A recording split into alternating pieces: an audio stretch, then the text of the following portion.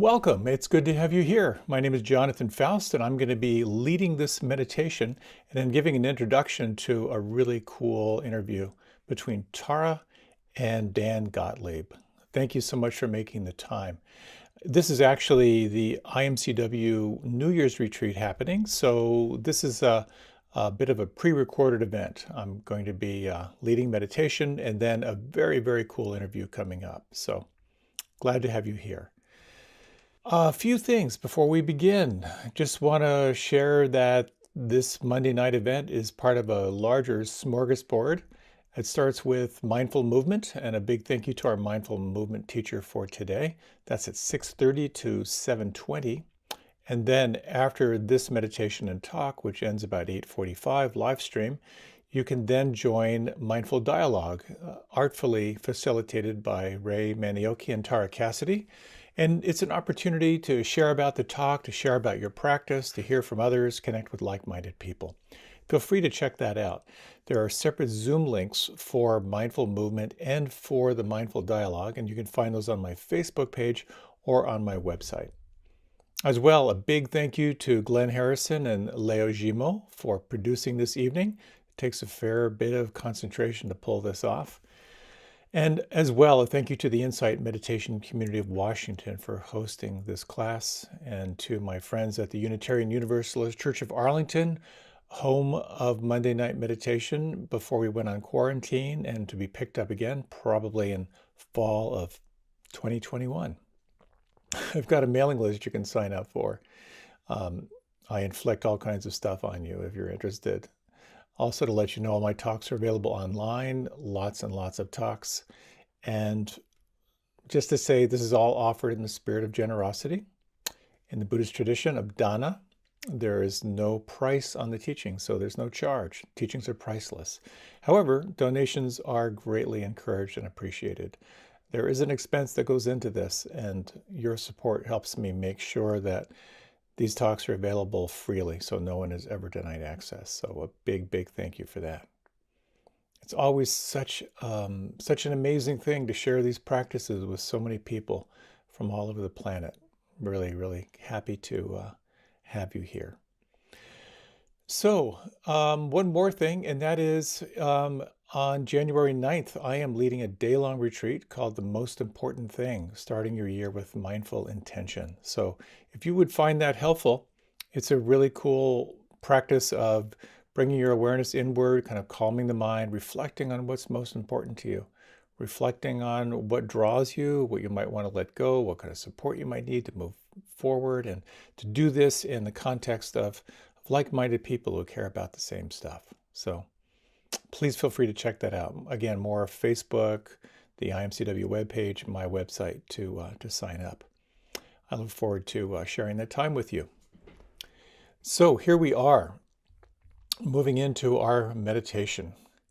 A few things I'd like to offer here before we begin is different ways that you can prepare yourself for meditation. One is sort of preparing the body. The other is preparing the heart, gladdening the mind, if you will. So let's just start off by maybe just to close the eyes.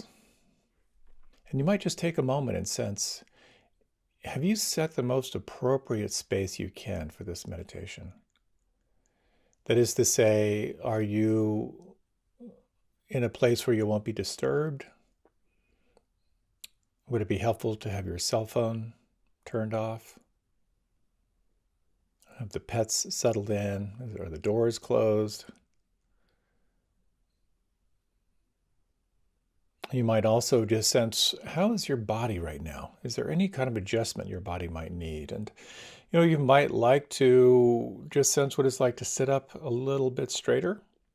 You might take a moment just to draw your shoulder blades close together. Take a few long, deep breaths. Draw the breath up under the collarbones. Nice, full, deep breaths. And if you like, we're going to move into a little contraction release practice, something we haven't done in a little while. And I find this to be a helpful way. It really draws on the principles of yoga. That part of this practice of yoga is about moving into contraction and then consciously moving into softening, release, letting go, and flow. So if you like, you might just tighten up your fists. Make your hands clenched into fists and tighten up the forearms, the biceps, the triceps, the muscles around the shoulders, the muscles around the shoulder blades. And just hold and squeeze. Squeeze the arms tight, tight, tight. Long, deep breath in. Hold the breath. A little bit tighter. And now just relax. Relax the breath. Relax your palms. Feel the weight of the arms. And just take a few moments just to hang out here with the felt sense, the sensations in the arms. What could relax or soften? And then again, you might tighten up the fists, forearms, the biceps, the triceps, the muscles around the shoulders, muscles around the shoulder blades. And now draw your shoulders up close to your ears. Make your ears disappear. And then now taking a long, deep inhalation. Hold the breath and tighten up again. Fists, forearms, biceps, triceps, muscles around the shoulders, muscles around the shoulder blades. Shoulders up high. You might even draw the navel in toward the spine. Contraction, full contraction. And release. Drop the shoulders. Relax the palms. Unclench the fists. And feel. What feels different? What may have shifted inside?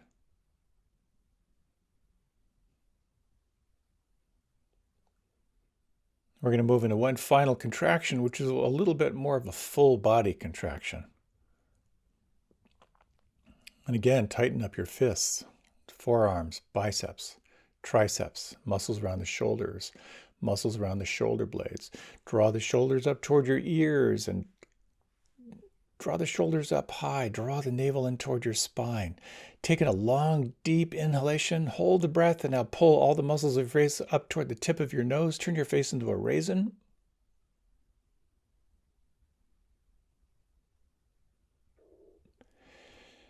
And relax.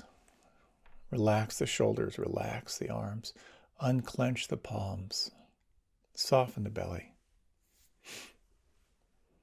Relax and feel.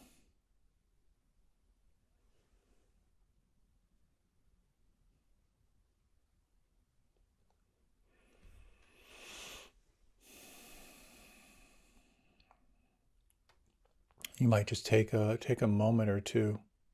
A little experiment, if you like. Take a moment to bring your hand to your heart.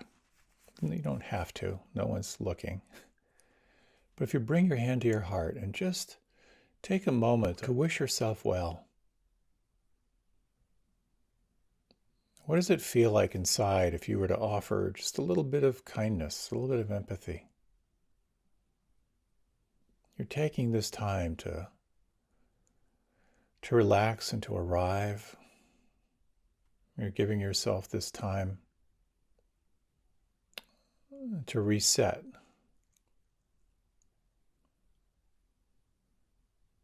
You might just take a moment if there is something that you feel grateful for, something you appreciate that just comes to mind. Just a sense if you can see it. And also notice if you can feel it. What does it feel like as you just reflect on something you're grateful for, something you appreciate? And let this be a time of renewal.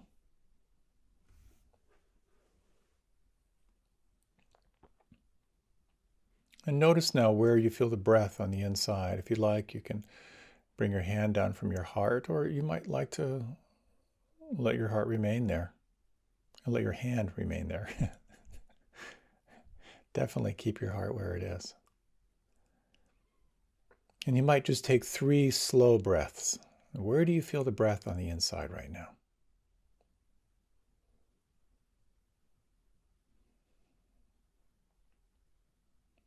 And you might sense what it's like to allow yourself to fully be present, to be awake in the senses. And feel your face expressionless.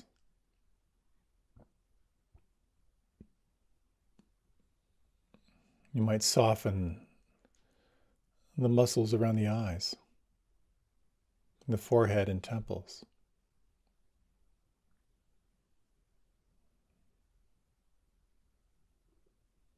And as you feel your face expressionless, you might bring that awareness now into the inside of your mouth. Could you soften your jaw? Let your jaw go a little slack and let your tongue fill your lower jaw. Feel the volume of your lips.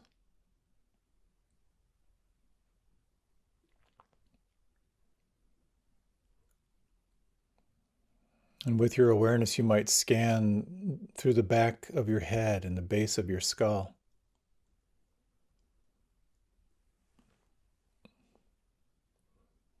The back of the neck and down through the tops of the shoulders.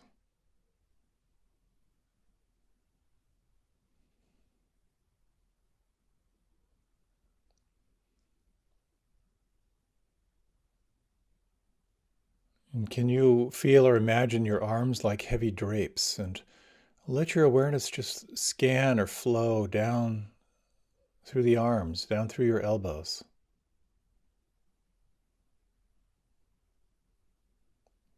Down through your wrists.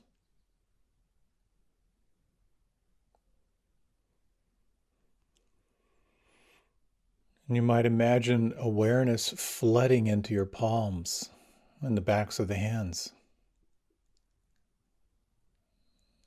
the fingers and thumbs, and perhaps you might let your attention sort of rest here in the hands, as if you could sense from the inside. The more you soften, the more you may feel pulse or tingling or vibration.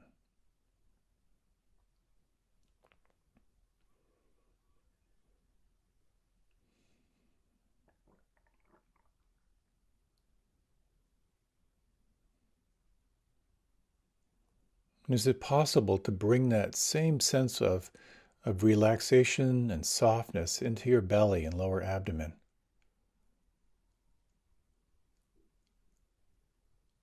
Relaxed and awake to any subtle sensations you feel here, the subtle movement of the breath.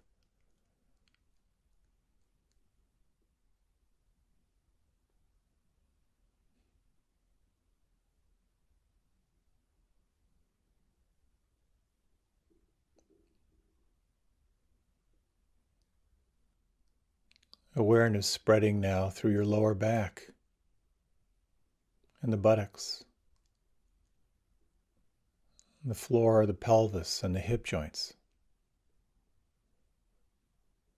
As you soften, how intimately can you feel?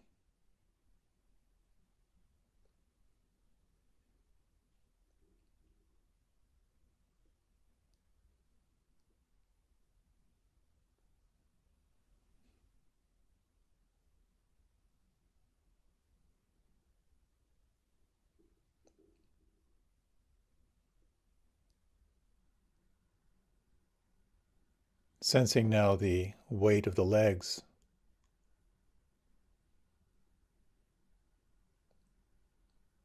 the tops of the feet and the toes.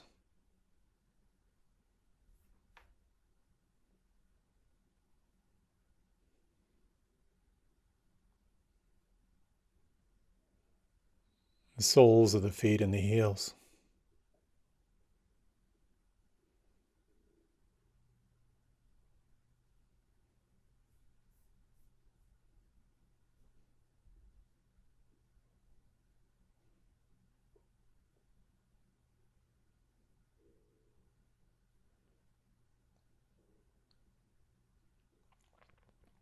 What could relax or soften or let go right now?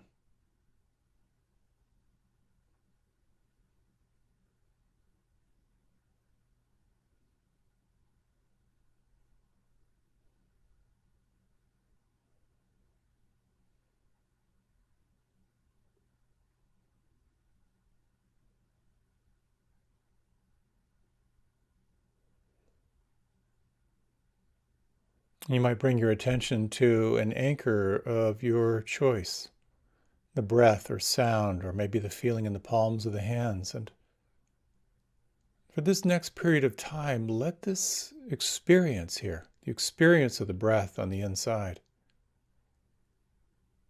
the experience of sound vibrations, or the experience of pulse or tingling or vibration in the palms, let this be your primary attention. Moving into this practice of gathering attention and resting in the here and now.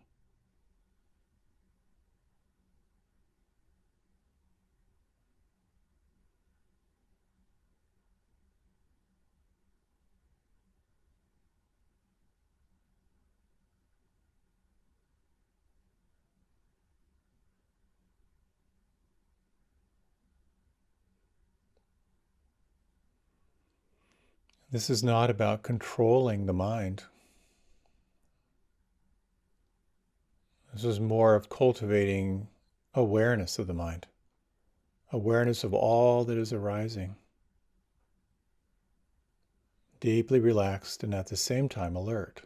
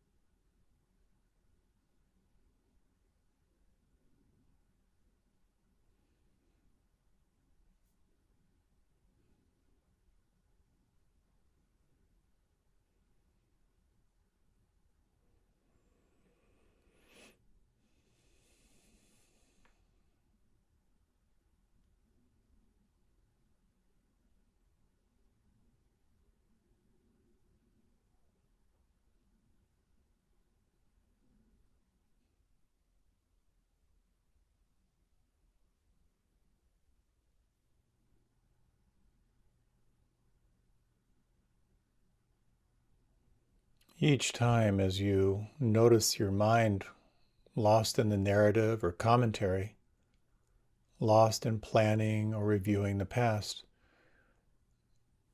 take a moment to pause. You might even offer the slightest smile at the corner of your eyes. You are again awake, aware. Notice how gently you can escort your attention back, softening, relaxing through the body. Again, experiencing your anchor, your focal point from the inside. Re-arriving, receiving, relaxing.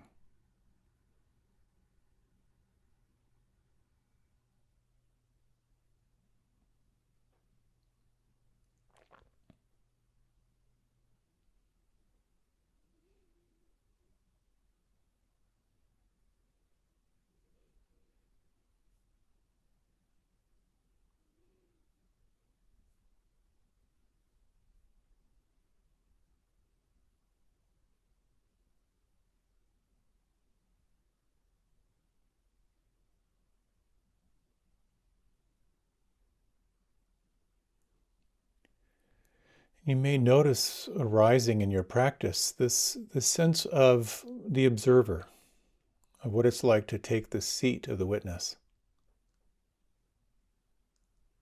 Based in this quality of deep relaxation, the sense of receiving the here and now, cultivating at the same time alertness, wakefulness.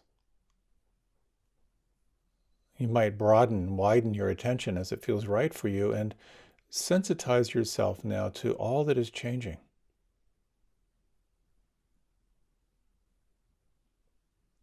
Relaxed, alert, allowing.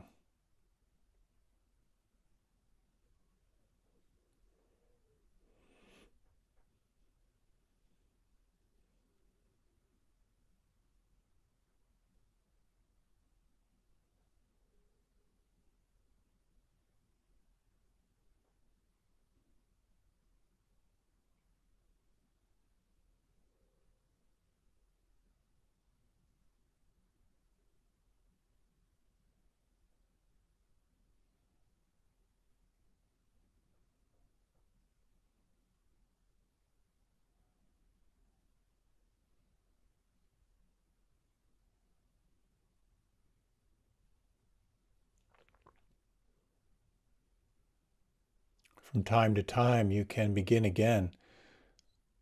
Explore this ground of relaxing, softening, receiving through the senses.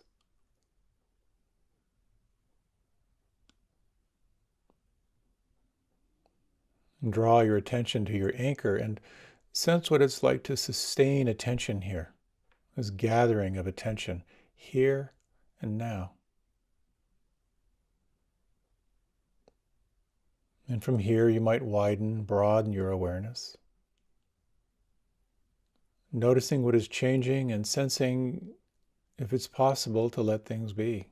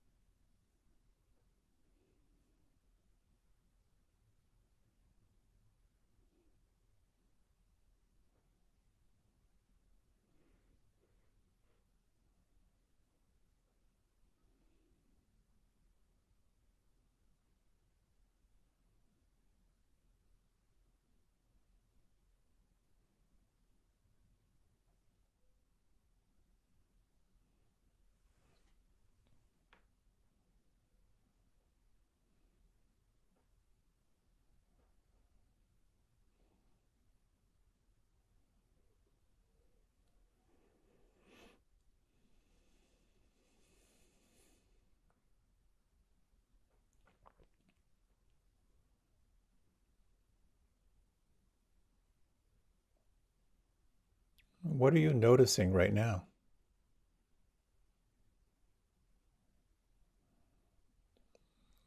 Can you let it be?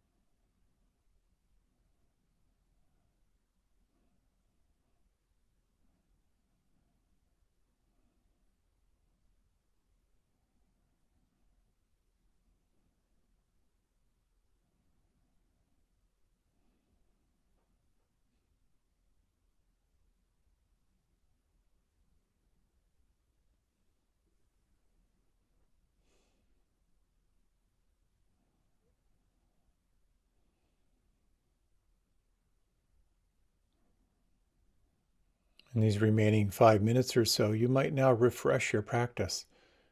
Again, sensing this field of softening and relaxing and receiving. Could you again feel your face expressionless? Relax the jaw, the lips, and in particular, relaxing your tongue. Let your tongue fill your lower jaw.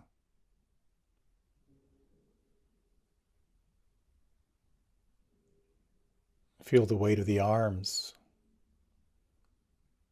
and sensing from the inside, the palms, backs of the hands, fingers and thumbs.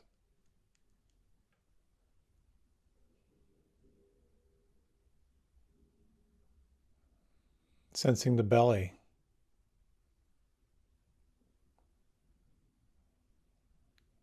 the weight of your legs and the soles of your feet and heels. Deeply relaxed and at the same time alert.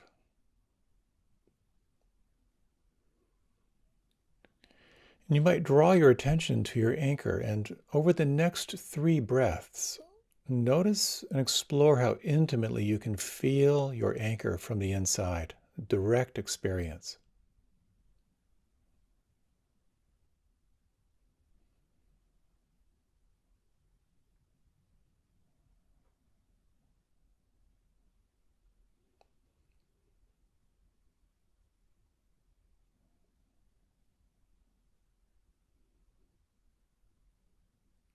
And can you sense the seat of the witness, your capacity to be awake to all that is changing, your capacity to let things be just as they are.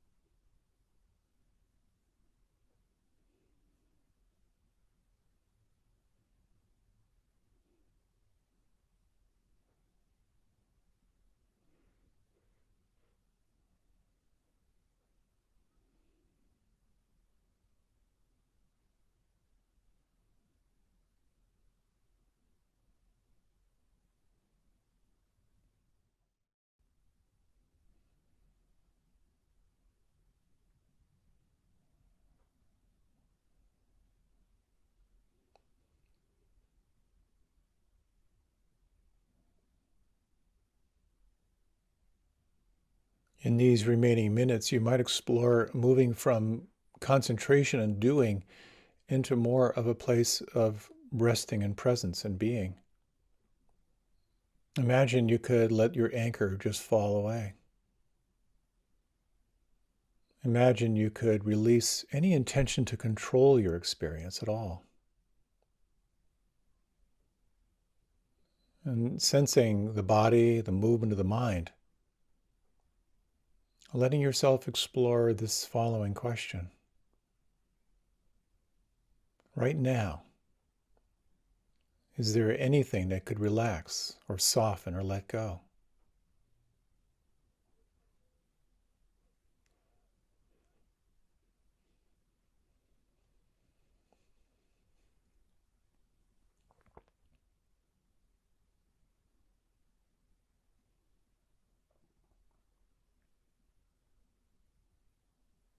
And right now, is there anything that could relax or soften or let go even more?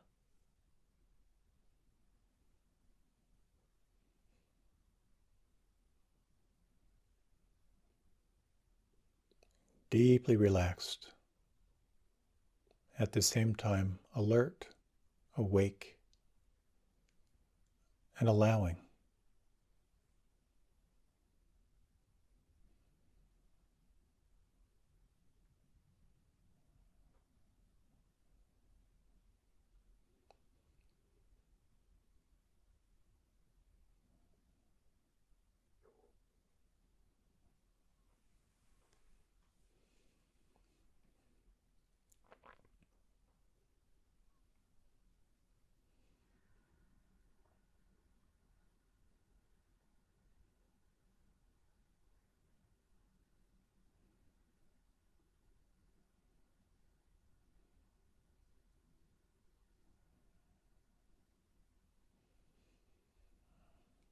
Notice now where you feel the breath on the inside.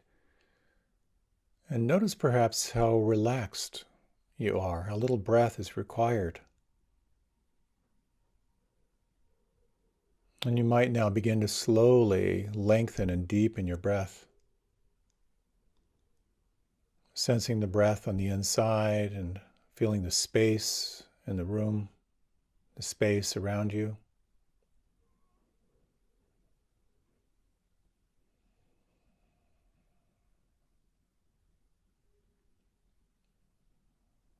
And as you very gently begin your transition, let your head drift a little to the left and the right.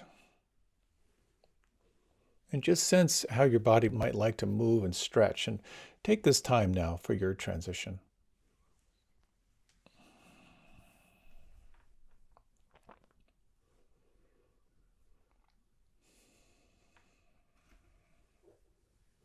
You might like to reach your arms up overhead. Stretch up to the left side and the right side. Let out any sounds that feel good for you.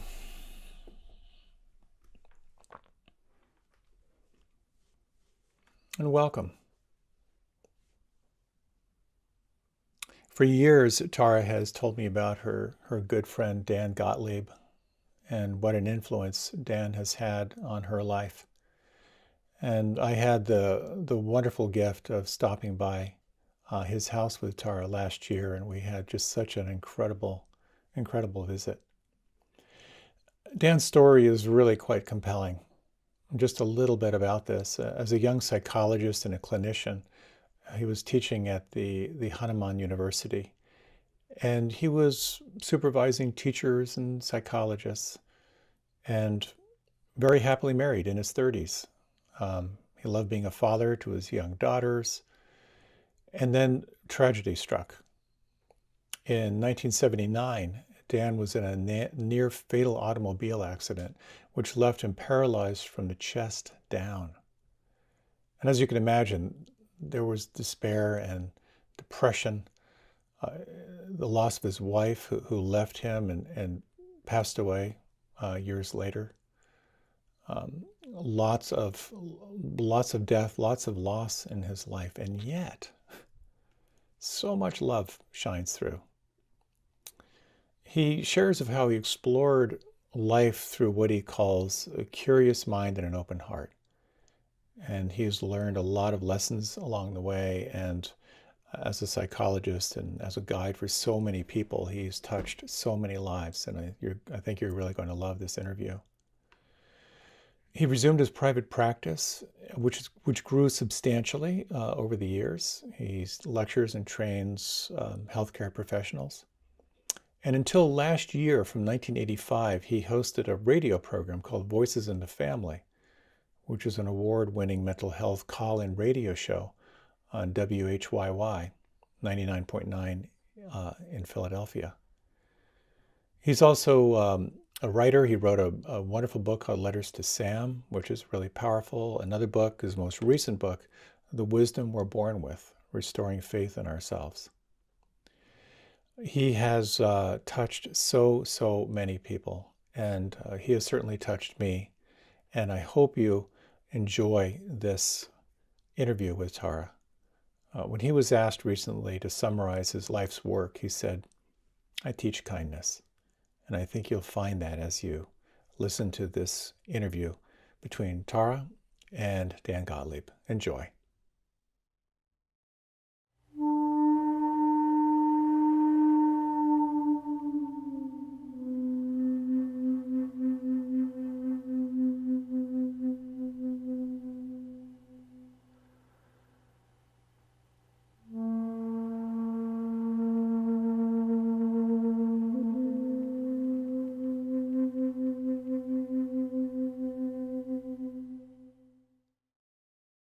I am honored to be introducing to you Dr. Dan Gottlieb, and I say his name formally. Dan's a very close heart friend, a dear friend.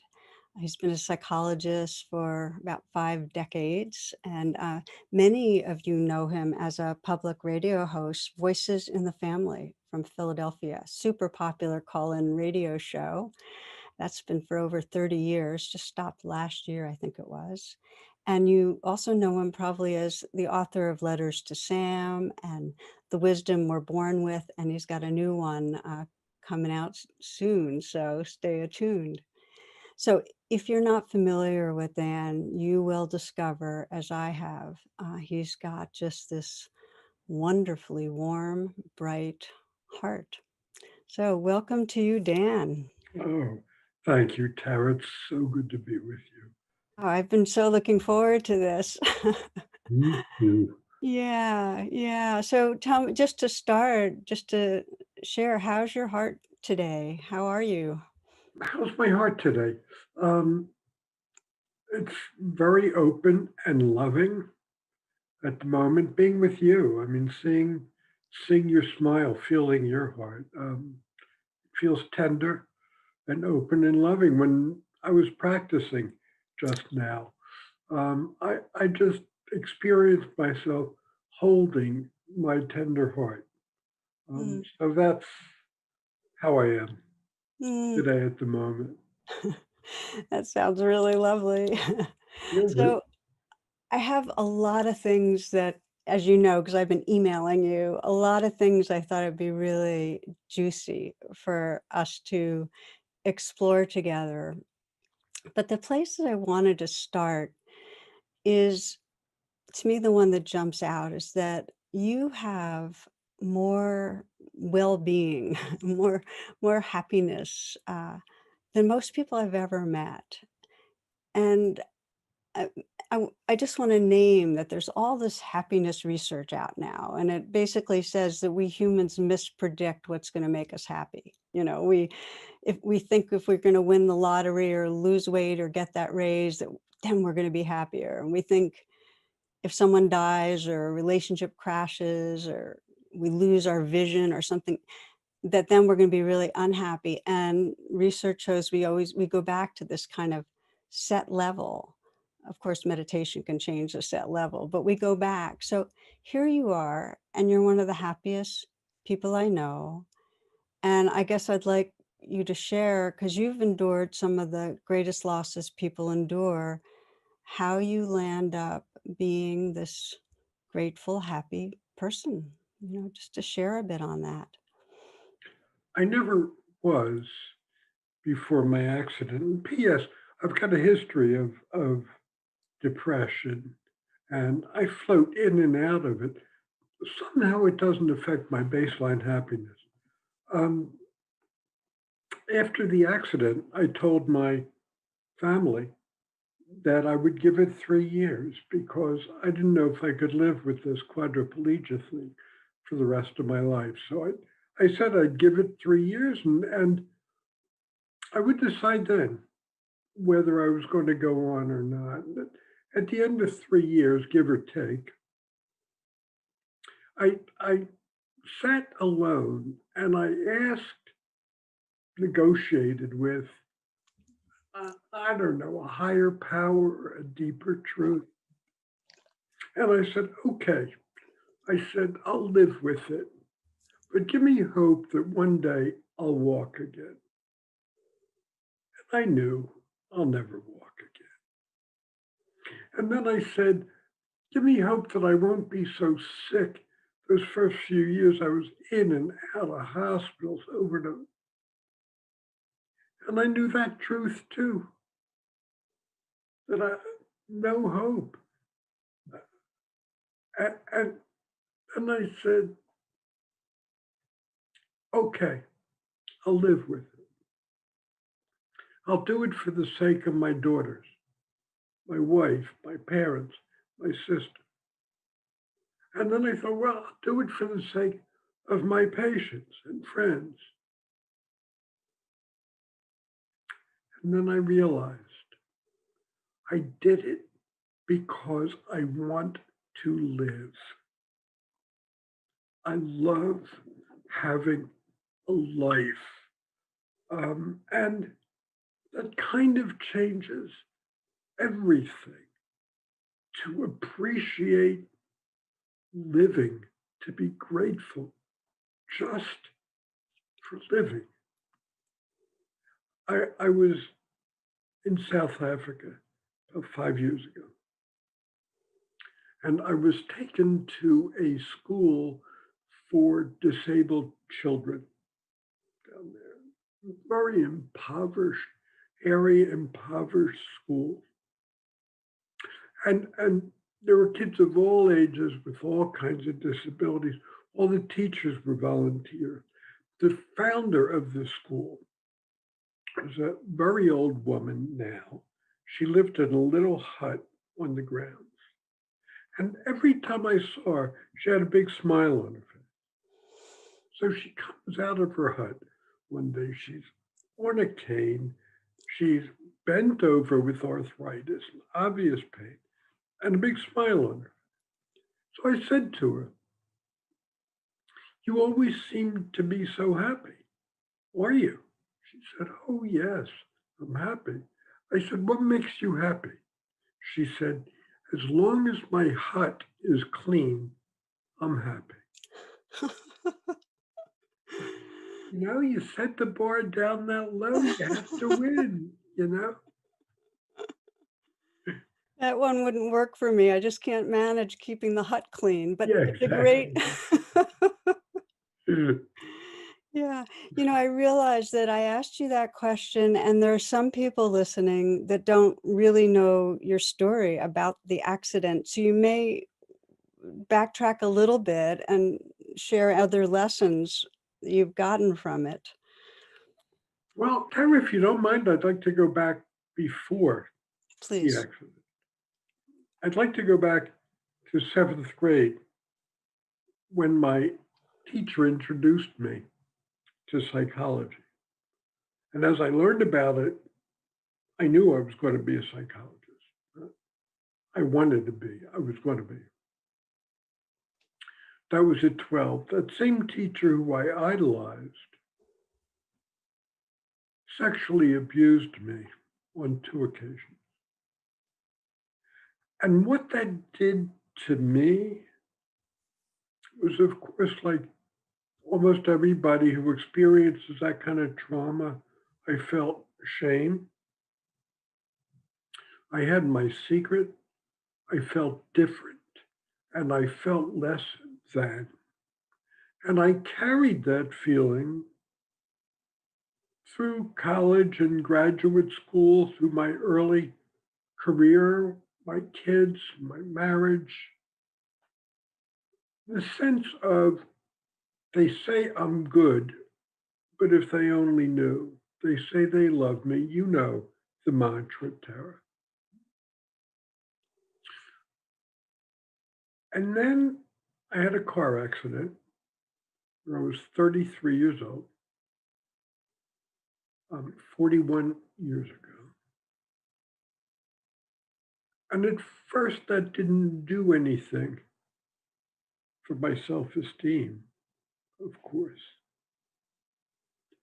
It took years, years of suffering and depression. And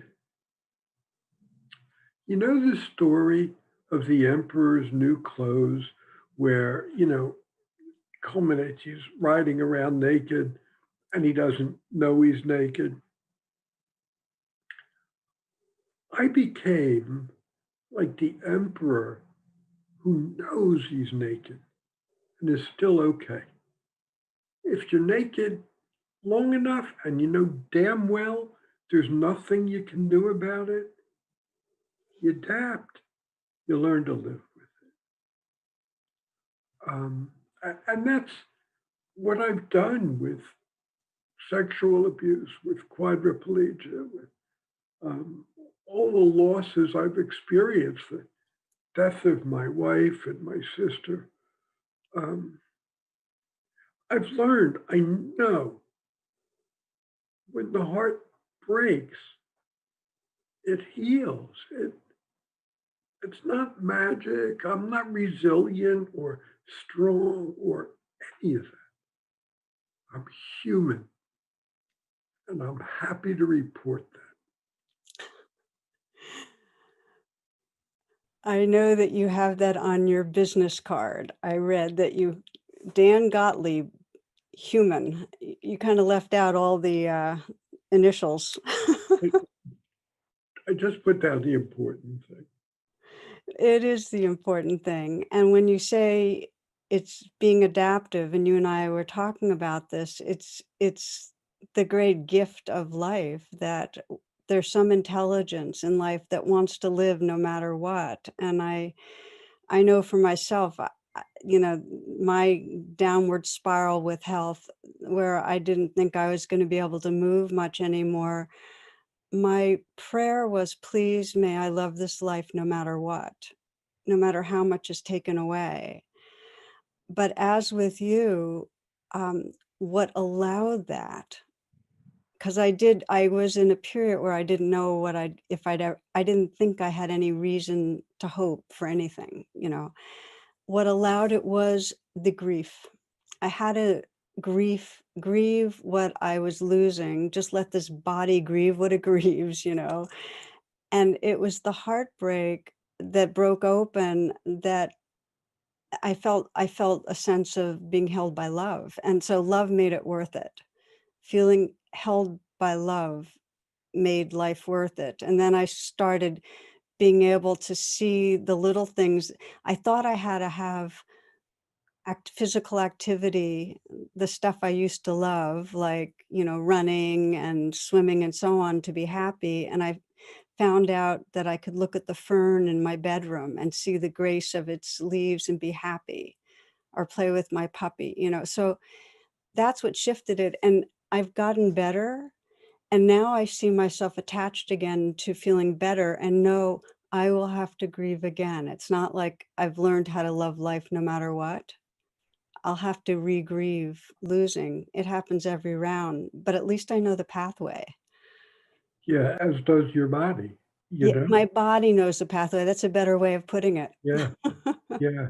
I remember reading Tuesdays with Maury, and as Maury deteriorated or began to, he said to Mitch Albom, his student, the author of the book, he said, "Oh my God, one day somebody's going to have to wipe my ass."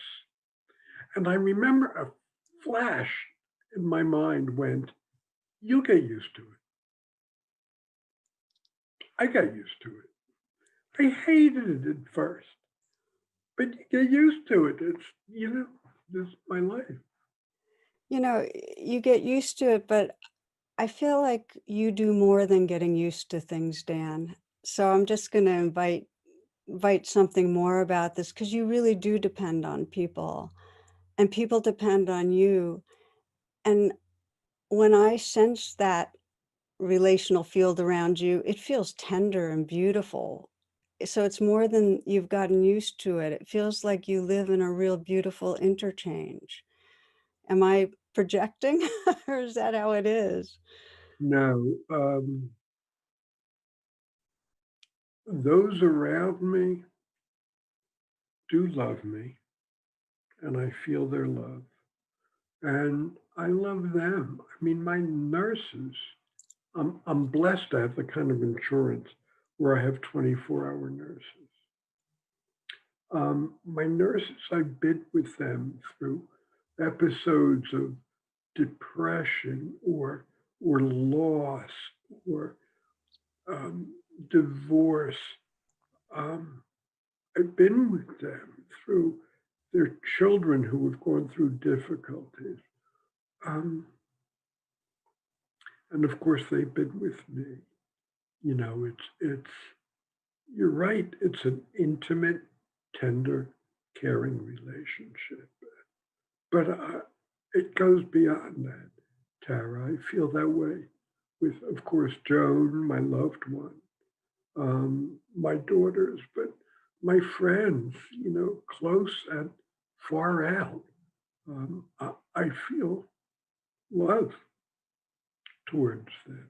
And I found over the course of the last, whatever, 3, 4 decades, that love is habitual, that the more you do it, the easier it is to do.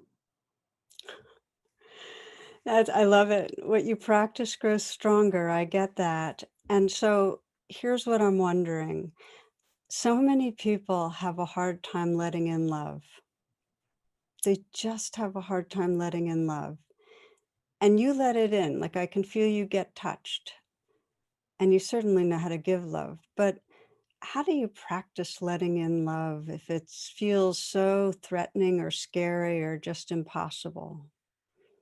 I spent a long time not letting it in because of shame and unworthiness. Um, Tara, I don't have an answer.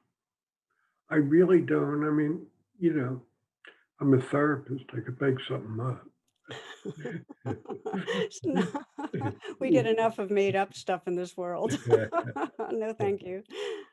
I really don't. My heart just did open.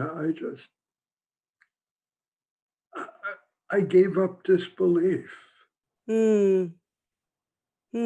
I gave up disbelief. That's really, I mean, what stops us from letting in love is a belief that in some way we're not worthy and something bad will happen. If we let it in, then they'll find out that we're not worthy or that we'll get betrayed later on. It's habitual, so you let go of disbelief. Yeah, and that fear, it's like love. I mean, you got to be fearless to love. You could get your heart broken. to love fearlessly, you have to be willing to risk having your heart broken with confidence that you'll be okay after, like you say, Tara, after we grieve, after, there's a Sufi saying, it goes, when the heart weeps for what it's lost, the soul rejoices for what it's found. Oh, that's beautiful. Yeah, it sure is. Yeah. I know for myself, as I'm posing that question to myself, um, I get that when I can be vulnerable, if I can just take the chance to be vulnerable, my heart finds out that it's safe. And it doesn't mean being vulnerable with everybody in every situation, but just practice leaning in that direction. So I feel like when I first started teaching, I presented a much more, I tried to present a together persona that kind of knew about stuff. And I, like you just did, and I love that you did it, that you modeled, okay, I don't know, you know. And there's something about it being okay to not have the answers. There's something about knowing that the conditioning still in me to go to sleep in so many ways, and to be able to name it out loud and name it each time I do it, it becomes safer to just let love in and out. Yeah, yeah. Back to the emperor's new clothes. I am lucky. I can't hide my vulnerability. I am so lucky in that way. And it's in our hard wiring. My vulnerability brings out the best in people. Vulnerability opens people's hearts. Look at my riches as a result of You're on a fast track. When you can't hide it, you're on a fast track. that. And I get that. I'm curious though, because there are a lot of people whose vulnerability is right out there, and they're very sensitive to how others respond. And I'm wondering if there's anything you can say to me and to us on how we respond to your vulnerability and others that you know of. One of the chapters in the book I'm working on is um, call me cripple. Now that's an awful word, but I don't care what people call me. I can feel their hearts. So if people call me whatever the word is, I don't know, disabled these days, differently abled, I don't know. But yet they're doing it in a way where their heads turn emotionally. Um, Sometimes it hurts, Mhm. and sometimes I just hurt. Sometimes I feel compassion Mm, for them, and I want to reach out to them to make them feel better. And sometimes I'm reactive, mm, and I say something. Um, and I know when I'm reactive, it's because I'm feeling more insecure at that moment. mhm. So I get reactive. What people need to know when they see someone who's different, it's like the name on my card. I suffer. I want peace in my life. I love. I want well being. And I want my family to experience love and security. That's all. That's me. Yeah, I'm sitting in a wheelchair and my hands don't work. But the important stuff, that's me. That's you. Yeah, that's what I'm hearing. That what you want me to see is you're just like me, that We both are these humans feeling these things. And if I can, to not turn away. Those are the two messages I just got. Yeah. Yeah. Hold me and I'll hold you. Well, I remember when you shared with me that wonderful piece about the redwoods and how they're super tall, and what allows the redwoods to stand strong in the storms is they have shallow root systems, but they're all connected. Yeah. And it's like if we get all self-conscious and protective about our vulnerability and don't share it, then we don't actually get to recognize and see that it's universal, and that together we really become when we feel our togetherness, we can become fearless. That is the way to become fearless. This horrible election and sequelae, even before it. What I see on both sides, the argument, the anger on one side, the righteous indignation on the other, you scratch the surface, you see fear of change, fear of loss, even Tara, that horrible march in Charleston, Yeah. KKK and neo-Nazis. The phrase was, Jews will not replace us. Well, what's the emotion behind that phrase? It's fear of being replaced. So we're all feeling the same thing, but don't know it. It's true. That was one of the things I wanted to talk some about is if there's any one conversation or question that seems predominant, I can see it on the Saturday satsangs we have. It's like, how do I talk to this person who we have such different views? And I feel really angry.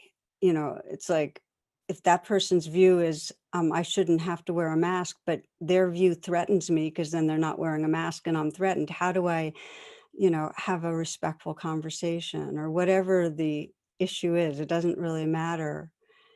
And I hear you that it's fear. It always is fear when we create separation. I think the big inquiry for us right now with each other is, how do we bridge that? How do we bridge it societally and in our individual lives? And I'm just curious if you have people in your circles that have different views that you're practicing acknowledging the fears and bridging the separations with right now. Because a lot of us live in very cocoonish type social circles where we don't get involved with people who are thinking and looking different than us. Well, I'm in the middle of that right now with a Facebook friend, uh, a young lady I've known for many years. And my friends, the leads I follow, they're all, my political bent, which is more liberal. And she posts this angry diatribe against the liberals, against Joe Biden. And she said, I've been hearing this enough, this anti-Trump, and it was an angry monologue. And I wrote back and I said, I can understand your anger. And because I care about you so much, my heart breaks for you that you're this upset, that your nervous system is in this much turmoil. Regardless of the president-elect, it doesn't matter in this moment. What I care about is you and your body and your health. And I'm so sorry to hear that it's in turmoil at this moment. And when we both settle down, then we can talk. but not when you're in turmoil or when I'm in turmoil or when we're scared of each other. We have to settle down and take that deep breath and let what you said in your meditation tonight was kind of activate that parasympathetic nervous system, the part of the nervous system where we go, it's okay. I'm with you that it's like a two-step in the sense that I feel like we need to do what I call taking a U-turn. A U-turn meaning instead of me focusing on what's wrong with your views and fixating outward, I go back to my own agitation and upset and fear and anger and find a way to come back home to a place that's more spacious, more caring, where I see the others upset and I just care that they're so upset. But first I need to calm myself so I have the eyes to see, because when we're reactive, we're in a trance and we're not seeing the whole picture. If I'm reacting to you, I can't remember the human. I'm just reacting to certain conditioning that's coming out. I'm reacting to the way your fear expresses, basically. So I feel like we all need to have the kind of heart and mind trainings that let us calm down enough so we can see each other more truly, so we can actually start to understand, how did you come to believe that? We may not ever agree, but at least we can understand more, which actually allows us to not be violent, you know? I wrote a column for the Philadelphia Inquirer a long time ago. And one of my most popular columns, I wrote 4 words that can save the world. 4 words that will cut down on divorce, conflict, international conflict. So what are those 4 words? Tell me your story. Sit down, look in someone's eyes, and say, tell me your story. It's such a gift to give someone. And then sit down and listen with, a curious mind and an open heart. And that it changes everything. You know that. Yeah. It takes a certain consciousness to truly be interested and want to listen and understand. So, and I think that tell me your story is our way through. Yeah. Yeah. Yeah. So maybe to bring it to something a lot of people wonder about and struggle with, you have had decades and decades of experience working with pain, physical pain, just real, raw physical pain. And we're so rigged to be afraid of it, Dan, that most people make it the enemy and leave their body, their heart, kind of leave town when it's painful. What are some lessons, anything you want to share about that? Well, a couple of things. We had talked earlier about how healthy our bodies are, how smart they are. So when we feel acute pain, that pain demands attention, which is a good thing. We deal with it. The problem is when pain becomes chronic, like mine, or living with the sudden death of a loved one, both physical and emotional pain laid up in the same area of the brain. I found with my physical pain that when I first started experiencing it, I said to myself, this is agony. I can't live with this. I don't want to live with it. What if it ever gets better? Great works of fiction. I stopped telling stories. Pain is pain. That's all it is. It's pain. It sucks. It hurts.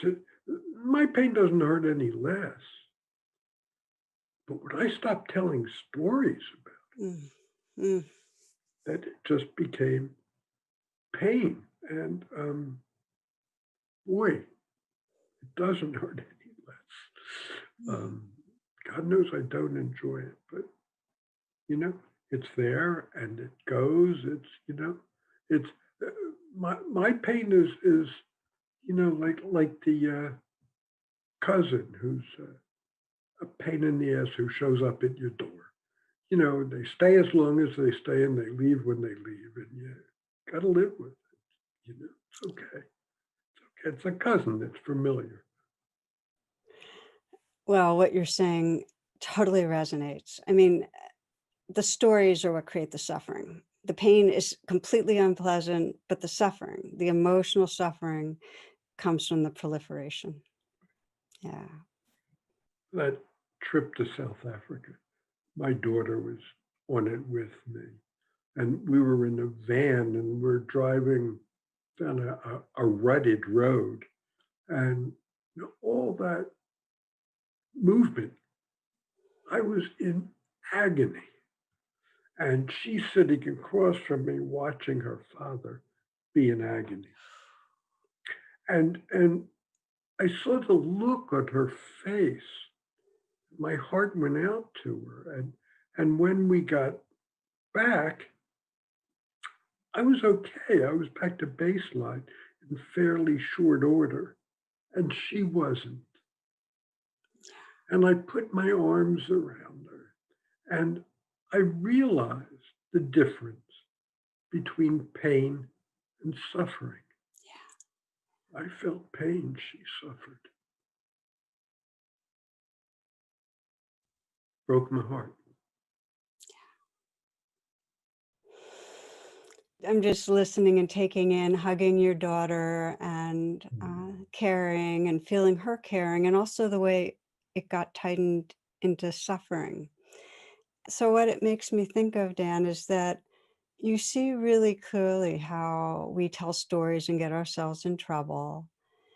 And you also have this really um, beautiful eye for the basic goodness underneath our storytelling. Like I'm thinking of your daughter and those you engage with. You have this capacity to see goodness and to have other people feel good about themselves when they're with you. And I can speak personally because that's what you do. And I call that being a mirror of goodness, and I love the way you do it. And I just wondered if maybe you'd speak to that a little bit, how that happens for you and how that's emerged in your life to be able to offer that to people. All those people calling into your radio show that you made them feel good about themselves. I don't know. I think it starts with my insecurity. When I first started my practice, um, when people came to me, I was grateful that they came. And when I first started giving lectures, I felt so grateful to the audience for, for coming to my lectures. Um, and despite the fact that I'm not as insecure, I still feel that gratitude. Um, feel grateful to you for allowing me to love you. And, and that's how it feels inside my body. It's just gratitude. Love and gratitude, and they all get mushed up in there together. But, I feel gratitude. Anybody that wants to have a conversation with me, willing to, I just feel grateful for their trust if they open up with me. I really feel grateful and honored. You talk about gratitude probably more than most people I know. And it's a beautiful, remarkable thing because you described it. You set your bar at a certain place where you are just like wide open, receptive to life, really, really grateful. Was that like an insight in a flash, or did that gradually unfold over time that you became a grateful type? Yeah, I think it unfolded over time. I think every time I came close to death, which has been 4 or 5 times, um, I just grew more grateful for Right. life. And I had an experience a couple of weeks ago where I'm sitting in my office and my blood pressure shot up. And when it does, it's my autonomic nervous system, and usually signals something's wrong with bladder or bowel, but it's almost always bladder. So I called my nurse, and she came up, and my catheter got kinked, and I was soaked. Back we go into the bedroom. She puts me on the lift, gets me in bed, cleans me up, puts another pair of pants on me. And when it gets 3/4 of the way up, my catheter bag sprung a leak. Off come the pants. She's got to clean me up again. She puts on a third pair of pants, and I go back into my office. She comes into my office later that afternoon, and I said to her, I'm having a really good day. She looked at me and she said, why? And I said, it's been 4 hours and I haven't peed in my pants. So you set the bar that low, you gotta be happy. It was true too. I believe it. I believe it. Well, you have fun with your life. I mean, you have fun setting the bar low, and you genuinely take in the life that's here and get touched and appreciative towards it. I do. I have fun with my mind too. I mean, Yes. it's like a playground. And I sent Joan, my love. I sent her a text the other day, and I said, I'm sad. So of course she calls me right away, and she says, "What are you sad about?" I said, "Joan, I just realized I'm going to have to spend the rest of my life inside my head." It's a good thing that you and your mind are good bedfellows. Yeah, yeah, yeah, right. We should spend a lot of time together. I have, more than we have time for, but I want to kind of hone in on one that's one thing I've been thinking about and mulling over. That's a big one for me. And it has to do with forgiveness and with how deep our conditioning is to turn on ourselves and be unforgiving, and how, and again, this comes back to our divided society, how blaming and unforgiving we can be, because it feels to me like we need to soften and open our hearts. And I think a lot about our prison system in terms of this. I go onto a societal level, and the backstory for me is that when I was in college, and this was 1971 or two or something, I taught yoga in prisons. And I remember getting close to one woman, African American woman, who was part of a leftist type group, and she was in prison for a number of years I could not even imagine at that phase of my life.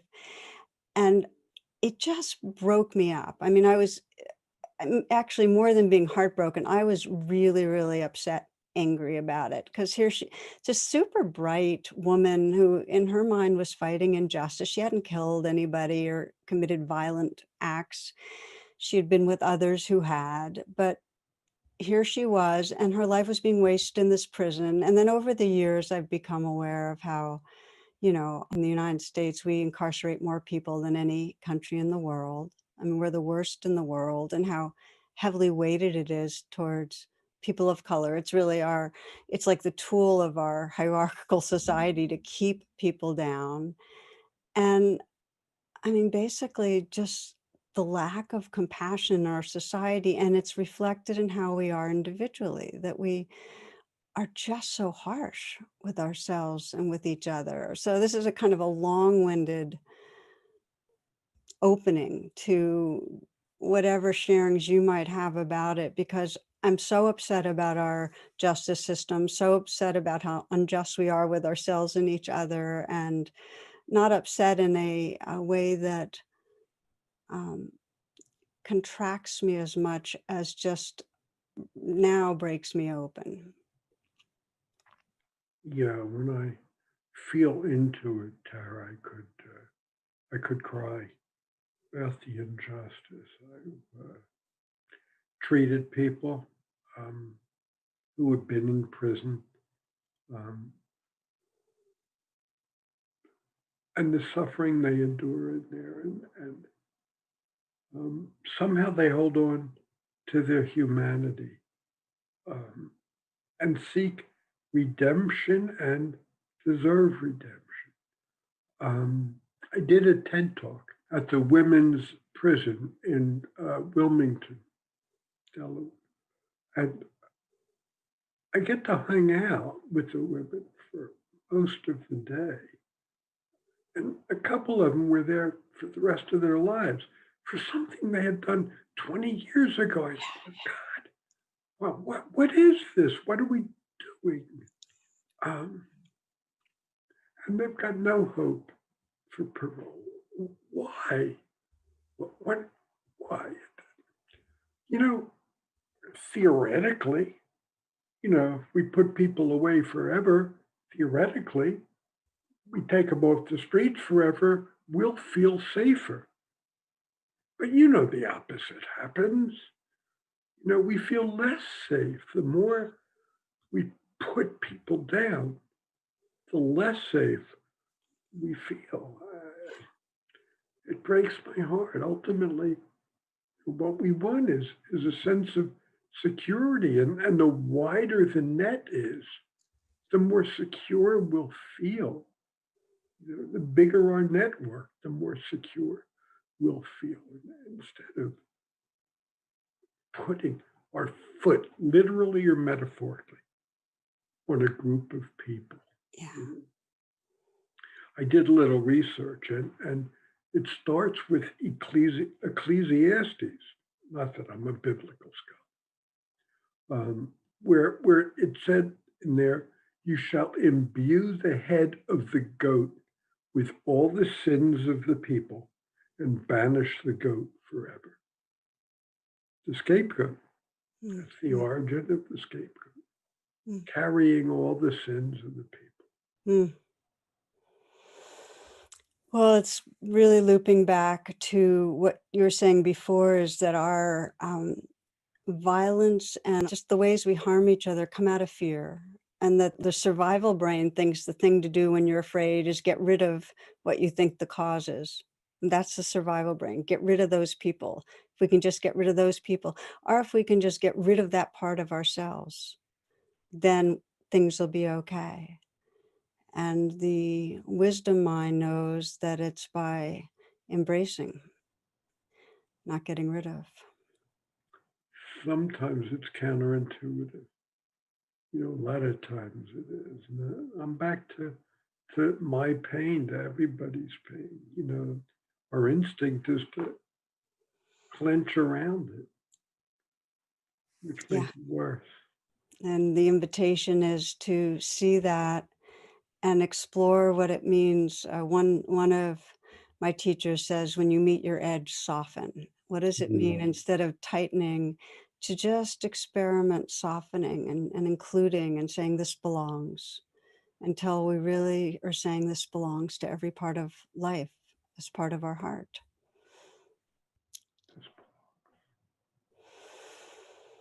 So let me just check with you and sense if there's anything you had kind of hoped we'd touch on or wanted to add, or just opening it to you. No, what I really wanted, we touched on. And that's simply that love is the magic sauce. That's the magic ingredient. And the more we have, I was at a place that said they were wheelchair accessible. And I was going down a ramp and my eyes looked over. It was in a club, a comedy club. And my eyes looked over at the audience and there was a step at the end of the ramp and my wheelchair seized up and I went flying out and landed on my face. I had a subdural hematoma. I retorqued my neck, my spinal cord, so that my left arm, and you've seen me, left arm's been flying around today. My left arm, my dominant arm, was completely paralyzed and I couldn't move it. And I said, I can't do this again. I can't survive. I don't want to. Losing a third of my body again. I just can't. And then one day I was laying in bed and I was thinking in the hospital and looking at my arm. And then I looked out the window and I thought about all the people I love. Mm. And my body felt warm and larger. And then I thought about all the people who love me. Mm. And my body felt so large, I thought it was going to break through my skin. And then I looked down at my dead arm and I said, almost out loud, it's an effing arm. Look at all the love I have in my life. That's the magic sauce. Mm.